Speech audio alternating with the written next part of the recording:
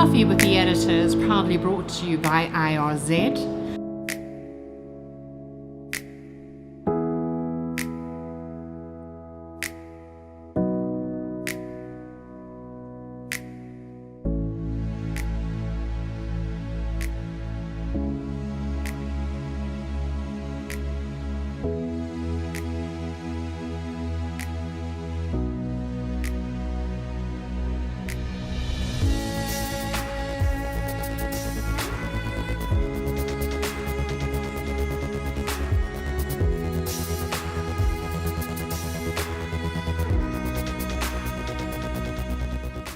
South Sudan as a ground zero investment opportunity. What does the landscape currently look like in South Sudan in terms of rail infrastructure?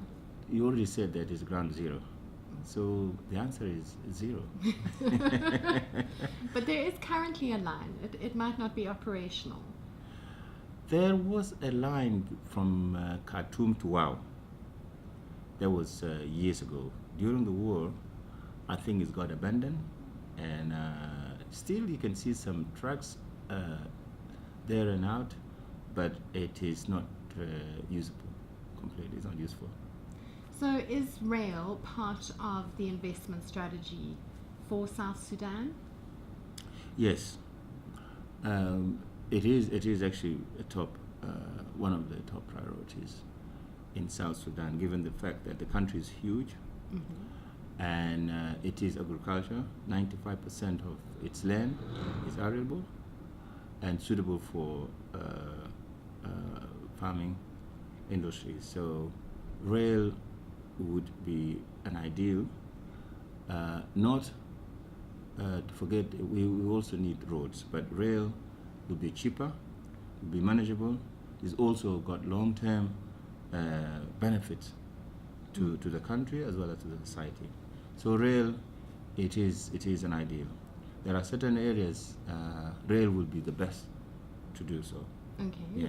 And which areas are those? The areas of agriculture, like northern part of the country, where it is totally agricultural, and a huge produce that need to be taken to the market.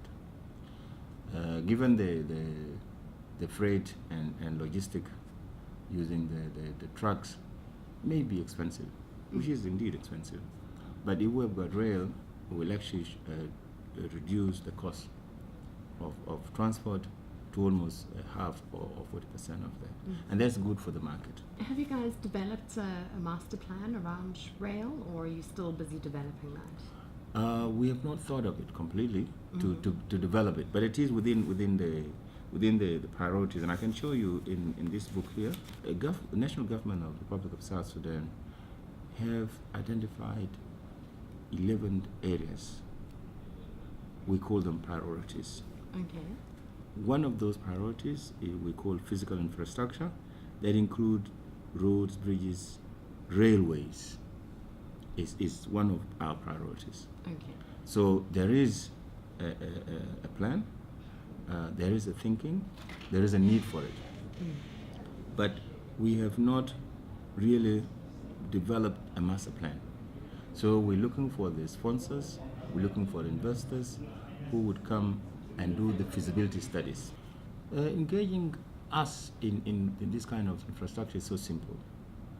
We would need to know the company profile at first. So the best way to do is to express yourself. We call it expression of interest.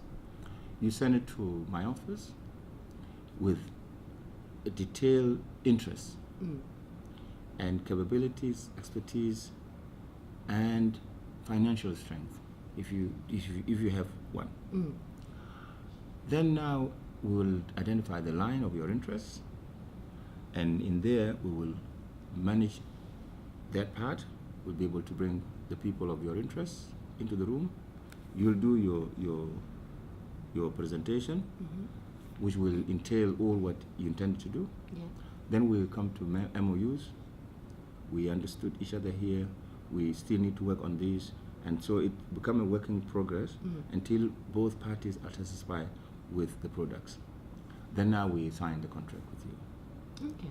So it's as simple as if you are speedy, it can finish within 2 weeks. You'll have your contract if there is nothing yet left. Okay. Yes. So honestly, in terms of railway knowledge, know-how, experience, and capacity, I mean, do you have that in country, or would you have to outsource?